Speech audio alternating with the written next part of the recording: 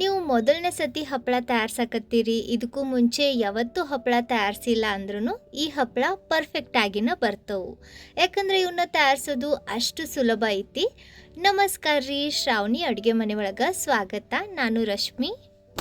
ನಾನು ಬಹಳಷ್ಟು ಹಪ್ಪಳದ ರೆಸಿಪೀಸ್ ಇದಕ್ಕೂ ಮುಂಚೆ ನಿಮ್ಮ ಜೊತೆ ಶೇರ್ ಮಾಡೀನಿ. ಅವಲಕ್ಕಿ ಹಪ್ಪಳದ ರೆಸಿಪಿನೂ ಶೇರ್ ಮಾಡೀನಿ. ಈಗ ಇನ್ನೂ ಈಸಿ ವೇಯಲ್ಲಿ ಇದನ್ನು ನಿಮ್ಗೆ ತಿಳಿಸಿಕೊಡಕತ್ತೀನಿ. ಈ ಹಪ್ಪಳ 4ರಿಂದ 5 ಪಟ್ಟಿನಷ್ಟು ಅರಳ್ತವು. ಇವನ್ನ ತಯಾರಿಸೋದೂ ಅಷ್ಟು ಸುಲಭ ಐತಿ ಮತ್ತು ಇವು ತಿನ್ನಕ್ಕೂ ರುಚಿ ಆಕ್ಕವು. ಜಾಸ್ತಿ ತಡ ಮಾಡೋದು ಬೇಡ.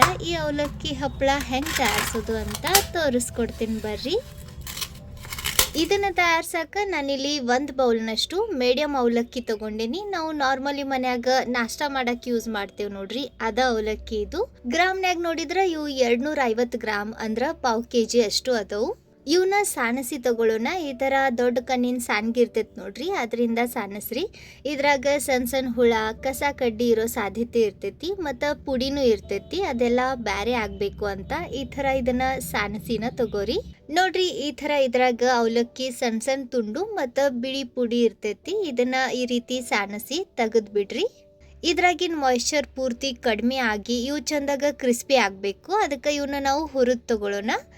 ನೋಡ್ರಿ, ಇವು ಸ್ವಲ್ಪನೂ ಪುಡಿ ಆಗಾಕತ್ತಿಲ್ಲ, ಒಂಥರ ರಗಟಿ ಆದಂಗೆ ಆಗ್ಯವು. ಇದ್ರಾಗಿನ ಮಾಯಿಶ್ಚರ್ ಪೂರ್ತಿ ಹೋಗಬೇಕು, ಇವು ಚಂದಾಗ ಕ್ರಿಸ್ಪಿ ಆಗಬೇಕು. ಅದರಿಂದ ಇವನ್ನ ಒಂದು ಸ್ವಲ್ಪ ಹುರಿದು ತಗೊಳ್ಳೋಣ. ಗ್ಯಾಸ್ ಮ್ಯಾಗ ಒಂದು ದಪ್ಪನ ತಳ ಇರೋ ಬಾಳ್ಗೆ ಬಿಸಿ ಮಾಡಿಕೊಂಡು ಅದ್ರಾಗ ಇವನ್ನ ಹಾಕಿ ಗ್ಯಾಸ್ ಲೋ ಟು ಮೀಡಿಯಮ್ ಫ್ಲೇಮ್ನಾಗಿಟ್ಟು ಇವನ್ನ ಈ ರೀತಿ ಕಂಟಿನ್ಯೂಸ್ ಆಗಿ ಕಾಡಿಸ್ತಾನೆ ಹುರಿರಿ. ಈ ರೀತಿ ಇವನ್ನ ಬಿಡದೆ ಕಾಡಿಸ್ರಿ, ಅಂದ್ರೆ ಎಲ್ಲ ಅವಲಕ್ಕಿ ಏನದವು ನೋಡ್ರಿ ಅವು ಈವನ್ ಆಗಿ ರೋಸ್ಟ್ ಆಕ್ಕವು. ಇವನ್ನ ಭಾಳ ಹೊತ್ತೇನು ಬೇಡ, ಇದ್ರ ಕಲರ್ ಲೈಟ್ ಆಗಿ ಹೊಂಬಣ್ಣಕ್ಕೆ ಬರ್ತೈತೆ ನೋಡ್ರಿ, ಅಲ್ಲಿವರೆಗೂ ಇವನ್ನ ಹುರಿರಿ. ನೋಡ್ರಿ, ಈ ಥರ ಇವನ್ನ ನಾನು ಒಂದು 5ರಿಂದ 6 ನಿಮಿಷ ಈ ರೀತಿ ಹುರಿದು ತಗೊಂಡೇನಿ. ಈಗ ಇವನ್ನ ನಾವು ಆಗಲೇ ಸಾನ್ಸಿದ್ವಿ ನೋಡ್ರಿ, ಅದ ಸಾನ್ಗ್ಯಾಗ ಹಾಕೋಣ. ಅಂದ್ರೆ ಒಳಗೆ ಇವು ಕುದ್ದಂಗೆ ಆಗಂಗಿಲ್ಲ, ಬಿಸಿ ಇರ್ತೈತೆ ನೋಡ್ರಿ. ಒಂದು ಸ್ವಲ್ಪ ಆರಿದ ಮ್ಯಾಗ ಇವನ್ನ ನಾವು ಗ್ರೈಂಡ್ ಮಾಡಬೇಕು. ಆರಿದ ನಂತರ ಇದು ನಿಮ್ಗೆ ತೋರ್ಸಾಕತ್ತೇನೆ ನೋಡ್ರಿ, ಇವು ಎಷ್ಟು ಕ್ರಿಸ್ಪಿ ಆಗ್ಯವು. ಈ ರೀತಿ ಇವು ಗರಿ ಆಗಬೇಕು. ಅಂದ್ರೆ ನಾವು ಇವನ್ನ ಮಿಕ್ಸಿ ಜಾರ್ನ್ಯಾಗ ಗ್ರೈಂಡ್ ಮಾಡಬೇಕಾದ್ರೆ ಭಾಳ ಸಣ್ಣಕ್ಕೆ ಚಂದಾಗ ಪುಡಿ ಹಾಕವು. ಮಿಕ್ಸಿ ಜಾರ್ನ್ಯಾಗ ಸ್ವಲ್ಪ ಹಾಕಿ ಇವನ್ನ ಒಂದು 2 ಬ್ಯಾಚ್ನ್ಯಾಗ ಗ್ರೈಂಡ್ ಮಾಡ್ಕೊಂಡು ತಗೊಳ್ಳೋಣ. ಎಷ್ಟು ಸಾಧ್ಯ ಅಷ್ಟು ಸಣ್ಣಕ್ಕೆ ಇವನ್ನ ಪುಡಿ ಮಾಡ್ಕೊಂಡು ತಗೋರಿ. ನೋಡ್ರಿ, ಈ ರೀತಿ ನಾವು ಇವನ್ನ ಎಷ್ಟು ಸಣ್ಣಕ್ಕೆ ಗ್ರೈಂಡ್ ಮಾಡಿದ್ರು ಇದ್ರಾಗ ದೊಡ್ಡ ದೊಡ್ಡ ತುಂಡು ಉಳ್ದಿರೋ ಸಾಧ್ಯತೆ ಇರ್ತೈತಿ. ಅದರಿಂದ ಗ್ರೈಂಡ್ ಮಾಡಿದ ನಂತರ ಇವನ್ನ ಸಾನಸಿ ತಗೋರಿ. ಅಂದ್ರೆ ಇದ್ರಾಗ ದೊಡ್ಡ ದೊಡ್ಡ ತುಂಡು ಉಳ್ದಿದ್ರು ಬ್ಯಾರೆ ಹಾಕವು. ಗಮನ ಇರ್ಲಿ, ಇವನ್ನ ಪೂರ್ತಿ ಆರಿದ ಮ್ಯಾಗನ ಗ್ರೈಂಡ್ ಮಾಡ್ರಿ. ಹುರಿದ ತಕ್ಷಣ ಬಿಸಿ ಇದ್ದಾಗ ಗ್ರೈಂಡ್ ಮಾಡಬೇಡ್ರಿ, ಇಲ್ಲಾಂದ್ರೆ ಇದ್ರಾಗ ಮತ್ತು ಬಿಸಿಯಿಂದ ಮಾಯಿಶ್ಚರ್ ಕ್ರಿಯೇಟ್ ಆಗಿ ಇವು ಚಂದಾಗ ಪುಡಿ ಆಗಂಗಿಲ್ಲ. ಸಾನಸಿ ಉಳಿದಿರೋ ಪುಡಿನ ಮತ್ತು ನೆಕ್ಸ್ಟ್ ಬ್ಯಾಚ್ನಾಗ ಗ್ರೈಂಡ್ ಮಾಡ್ಕೊಂಡು ತಗೋರಿ. ಈ ಥರ ಎಲ್ಲ ಅವಲಕ್ಕಿ ಹುರಿದು ಗ್ರೈಂಡ್ ಮಾಡಿ ಸಾನಿಸ್ಕೊಂಡು ತಗೊಂಡ್ಮ್ಯಾಗ ಈಗ ಇದನ್ನು ನಾವು ಅಳತಿ ಮಾಡಬೇಕು. ಈ ಪುಡಿ ಎಷ್ಟು ಆಗಿರ್ತೈತೆ ನೋಡ್ರಿ, ಅದನ್ನು ನೋಡಿಕೊಂಡು ಇದ್ರಾಗ ನೀರು ಸೇರಿಸ್ಬೇಕು. ಮನೆಯಾಗಿರೋ ಯಾವ್ದಾರೋ ಒಂದು ಕಪ್ ಅಥವಾ ಬಟ್ಲ ತಗೊಂಡು ಅದರಿಂದ ಈ ಹಿಟ್ಟು ಅಳತಿ ಮಾಡ್ರಿ. ಅಂದ್ರೆ ಮುಂದೆ ನಾವು ಇದ್ರಾಗ ನೀರು ಹಾಕಬೇಕಾದ್ರೆ ನೀರಿನ ಅಳತಿ ಕರೆಕ್ಟ್ ಇರ್ತೈತಿ, ಹೆಚ್ಚು ಕಮ್ಮಿ ಆಗಂಗಿಲ್ಲ. ನೋಡ್ರಿ, ಈ ಥರ ಇದನ್ನು ಕಪ್ ಪೂರ್ತಿ ತುಂಬಿ ತಗೋರಿ. ಇದು 1 ಕಪ್ ಆಗೈತಿ. ಉಳ್ದಿದ್ದ ಹಿಟ್ಟನ್ನು ಇದೇ ರೀತಿ ಅಳತಿ ಮಾಡಿ ತಗೊಳ್ಳೋಣ. ಈ ಎಲ್ಲ ಹಿಟ್ಟು 1.5 ಕಪ್ನಷ್ಟು ಆಗೈತಿ. ಈಗ ಇದನ್ನ ಸೈಡ್ ತೆಗೆದಿಟ್ಟು ಇದಕ್ಕೆ ಜೀರಿಗೆ ಮತ್ತು ಅಜ್ವಾನ ಜಜ್ಜಿ ತಗೊಳ್ಳೋಣ. ನಾನಿಲ್ಲಿ 1 ಚಮಚೆಯಷ್ಟು ಅಜ್ವಾನ ಮತ್ತು 1 ಚಮಚೆಯಷ್ಟು ಜೀರಿಗೆ ತಗೊಳಕತ್ತೀನಿ. ನೀವು ಬೇಕಂದ್ರೆ ಇದ್ರಾಗ ಒಂದು ಸ್ವಲ್ಪ ಕರಿ ಮೆಣಸನ್ನು ಹಾಕ್ಬೋದು. ಇದನ್ನು ಒಟ್ಟಾಗಿ ತರ್ತರಿಯಾಗಿ ನಾವು ಔಡ ಬೌಡ ಅಂತೀವಿ ನೋಡ್ರಿ, ಹಂಗೆ ಜಜ್ಜಿ ತಗೋರಿ. ನೀವು ಬೇಕಂದ್ರೆ ಇದ್ರಾಗ ಕರಿ ಮೆಣಸನ್ನು ಹಾಕ್ಬೋದು. ಇದ್ರ ಜೊತೆನ 1/4 ಚಮಚೆಯಷ್ಟು ಕರಿ ಮೆಣಸು ಹಾಕಿ ಜಜ್ರಿ. ಇವನ್ನ ಹಾಕೋದ್ರಿಂದ ಹಪ್ಪಳ ರುಚಿ ಆಕ್ಕವು. ಅಜ್ವಾನ ಇರೋದ್ರಿಂದ ಇದು ನಮ್ಮ ಡೈಜೆಷನ್ಗೂ ಹೆಲ್ಪ್ ಆಕತಿ. ನೋಡ್ರಿ, ಈ ಥರ ಇದು ಒಂದು ಸ್ವಲ್ಪ ಒಟ್ಟಾಗಿನೇ ಇರಲಿ. ಈಗ ಇದನ್ನು ಸೈಡ್ ತೆಗೆದಿಟ್ಟು ಗ್ಯಾಸ್ ಮ್ಯಾಗ ಒಂದು ದಪ್ಪನ ತಳ ಇರೋ ಬಾಳ್ಗೆ ಬಿಸಿ ಮಾಡಿಕೊಂಡು ಇದ್ರಾಗ ನಾವು ಅವಲಕ್ಕಿ ಪುಡಿ ಅಳತಿ ಮಾಡಿದ್ವಿ ನೋಡ್ರಿ, ಅದರ 2ರಷ್ಟು ಅಂದ್ರೆ ಡಬಲ್ ಪ್ರಮಾಣದಾಗ ನೀರು ಹಾಕಬೇಕು. ನಾವು ತೊಗೊಂಡಿರೋ ಹಿಟ್ಟು 1.5 ಕಪ್ನಷ್ಟು ಬಂತು, ಅದರಿಂದ 3 ಕಪ್ನಷ್ಟು ನೀರು ಹಾಕ್ರಿ.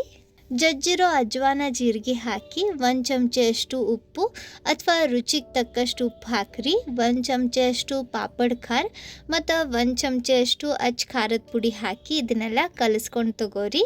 ಅಚ್ ಖಾರದ ಪುಡಿ ಹಾಕೋದ್ರಿಂದ ಹಪ್ಪಳ ಲೈಟಾಗಿ ಕೆಂಪು ಕಲರ್ನಾಗ ಬರ್ತವೆ. ನೀವು ಬೇಕಂದ್ರೆ ಇದ್ರಾಗ ಹಸಿ ಮೆಣಸಿನ್ಕಾಯಿ ಪೇಸ್ಟನ್ನು ಹಾಕ್ಬೋದು, ಅಂದ್ರೆ ಹಪ್ಪಳ ಬೆಳ್ಳಗಾಕ್ಕವು.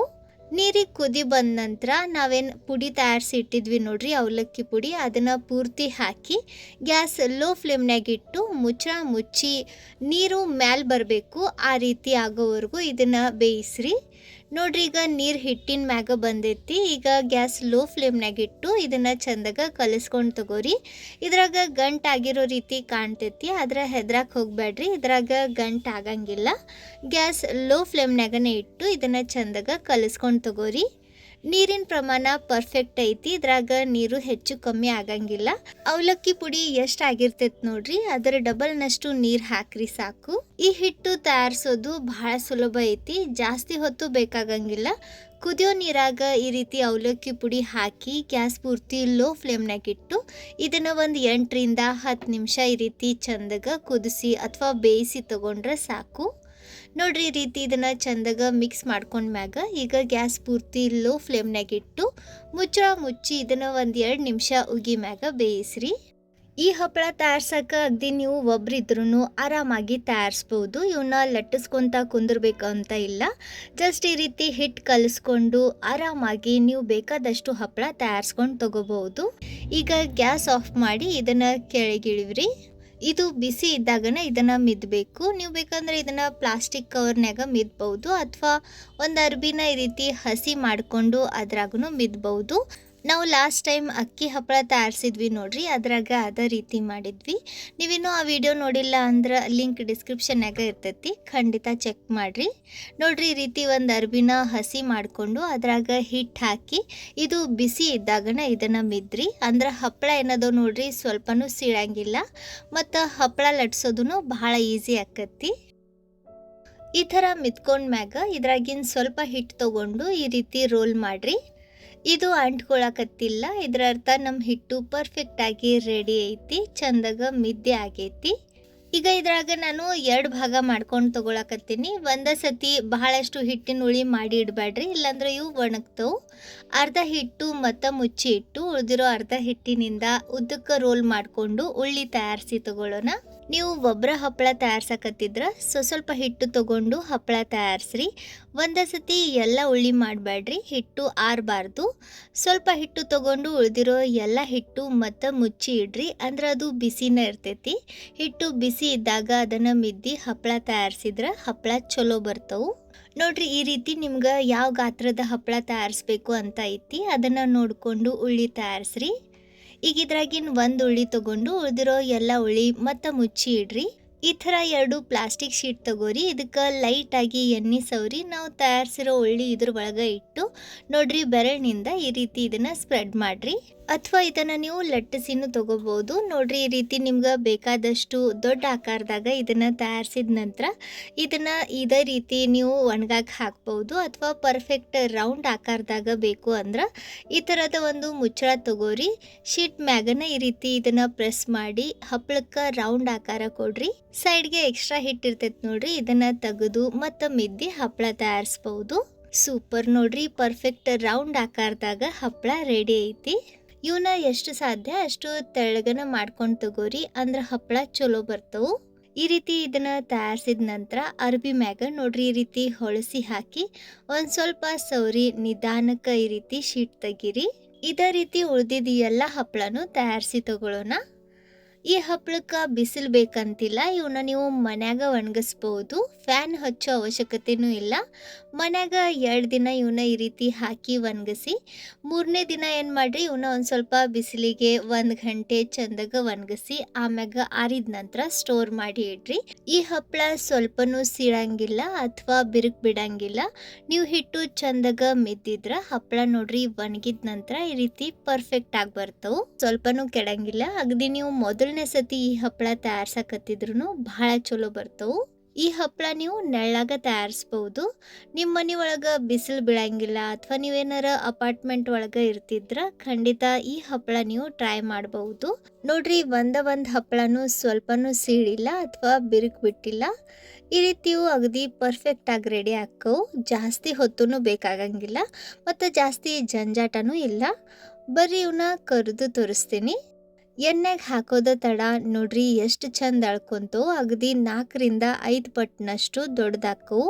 ಇವು ತಿನ್ನಕ್ಕೂ ಭಾಳ ರುಚಿ ಆಕ್ಕವು. ಅಕ್ಕಿ ಹಪ್ಪಳ ಮಾಡ್ತೇವೆ ನೋಡ್ರಿ, ಅದಕ್ಕಿಂತನೂ ರುಚಿ ಆಕ್ಕವು ಅಂತನ ಹೇಳ್ಬೋದು. ಖಂಡಿತ ಈ ಬ್ಯಾಸ್ಗಿ ಒಳಗೆ ಇವನ್ನ ನೀವು ತಯಾರಿಸಿ ಹೆಂಗ್ ಬಂದು ಅಂತ ಕಮೆಂಟ್ನಾಗ ತಿಳಿಸ್ರಿ. ನಾನು ಇದೇ ರೀತಿ ಬಹಳ ಸುಲಭವಾಗಿ ತಯಾರಿಸುವಂಥ ಬಹಳಷ್ಟು ಹಪ್ಪಳದ ರೆಸಿಪೀಸ್ನ ಇದಕ್ಕೂ ಮುಂಚೆನೂ ನಿಮ್ಮ ಜೊತೆ ಶೇರ್ ಮಾಡೀನಿ.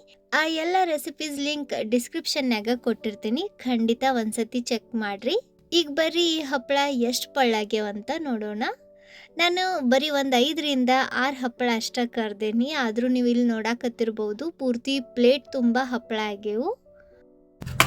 ಈ ಸೌಂಡ್ ಕೇಳಿದ್ರನ ನಿಮ್ಗೆ ಇಲ್ಲಿ ಗೊತ್ತಾಗಕತ್ತಿರ್ಬೋದು ಹಪ್ಪಳ ಎಷ್ಟು ಪಳ್ಳು ಹಗುರ ಆಗ್ಯವಂತ. ಸೂಪರ್, ಈ ಸೌಂಡ್ ಕೇಳಿದ್ರನ ಗೊತ್ತಾಕತ್ತಿ ಹಪ್ಪಳ ಎಷ್ಟು ಗರಿ ಗರಿ ಆಗಿ ಬಂದವಂತ. ಸೊ ಇವತ್ತು ನಾನು ವಿಡಿಯೋದಾಗ ತಿಳಿಸಿರೋ ಟಿಪ್ಸ್ ಟ್ರಿಕ್ಸ್ ಮೆಥಡ್ ಫಾಲೋ ಮಾಡಿ ನೀವು ಈ ಹಪ್ಪಳ ತಯಾರಿಸಿ ನೋಡ್ರಿ. ಖಂಡಿತ ನಿಮ್ಮ ಹಪ್ಪಳನೂ ಇದೇ ರೀತಿ ಹಗುರ ಪಳ್ಳು ಗರಿ ಗರಿ ಆಗಿ ಬರ್ತವೆ. ಇಲ್ಲಿ ನೀವು ಸೈಜ್ ಡಿಫ್ರೆನ್ಸ್ನು ಗಮನಿಸ್ತಿರ್ಬೋದು. ಮುಂಚೆ ಎಷ್ಟು ಸಣ್ಣ ಇರೋ ಹಪ್ಪಳ ಎಣ್ಣೆಗೆ ಹಾಕಿದ ತಕ್ಷಣ ಎಷ್ಟು ಚಂದ ಅಳ್ಕೊಂಡು ಎಷ್ಟು ದೊಡ್ಡದಾಕತಿ. ಇವತ್ತಿನ ಈ ವಿಡಿಯೋ ನಿಮ್ಮೆಲ್ಲರಿಗೂ ಚಲೋ ಅನ್ಸಿತ್ತಂತ ಅನ್ಕೊಂತೀನಿ. ರೆಸಿಪಿ ಚಲೋ ಅನ್ಸಿದ್ರ ಸ್ವಲ್ಪರ ಯೂಸ್ಫುಲ್ ಅಂತ ಅನ್ಸಿದ್ರ ಲೈಕ್ ಮಾಡ್ರಿ. ವಿಡಿಯೋ ನೋಡಿದ್ದಕ್ಕೆ ಧನ್ಯವಾದ. ಭೇಟಿ ಆಗೋಣಂತ ಮತ್ತೊಂದು ಹೊಸ ರುಚಿಯಾಗಿರೋ ಕ್ರಿಸ್ಪಿ ಕ್ರಂಚಿ ಇನ್ನೋವೇಟಿವ್ ಹಪ್ಪಳದ ರೆಸಿಪಿ ಜೊತೆಗ. ಅಲ್ಲಿವರೆಗೂ ನಕ್ಕೊಂತಿರ್ರಿ, ತಿನ್ಕೊಂತಿರ್ರಿ, ಖುಷಿಯಾಗಿರ್ರಿ.